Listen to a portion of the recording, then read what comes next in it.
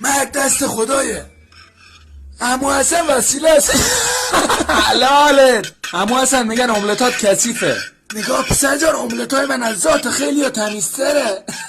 نگاه مصطفی جان، طرفدارای داداشم از همه جای ایران میان با ما عکس میگیرن، از ما امضا میگیرن، دور تا دور میشینن املت میخورن، کیف میکنن.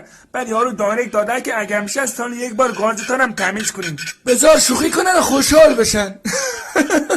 من که ناراحت نمیشم. من اگه دستکش دستم کنم یا انبر دستم نباشه غذا مزه همیشه رو نمیده. ناموسن این حرفش لایک داشت. عمو حسن میگن با ادویه‌های روی انگشتات راحت یک قلعه سیر میشن. آخرین باری که دستاتو شستی کی بود وجدانم؟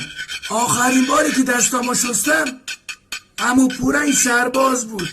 املتای عمو حسن واقعا خوشمزه. اگه بتونی فقط دفعه اولو به سلامتی رد کنی تمومه. یعنی چی؟ یعنی که دیگه پراید کرونا جلوش زانو بزنن در این حد.